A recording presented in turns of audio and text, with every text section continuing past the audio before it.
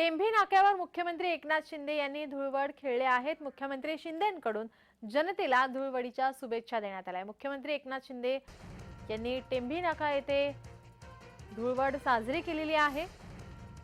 या ठिकाणी उपस्थित कार्यकर्त्यांना त्यांनी रंग लावून या ठिकाणी गुलाल लावून धुळवड साजरी केली आहे।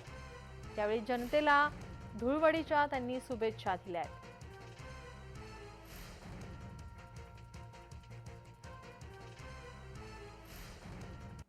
राज्यातल्या जनतेला चांगले दिवस सुखाचे समाधानाचे येऊ दे।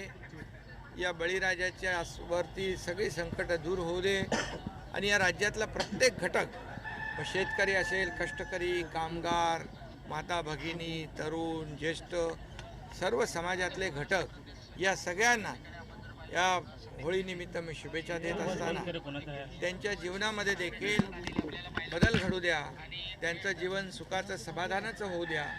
त्याच प्रकारचं राज्य सरकारचं काम सुरू आहे।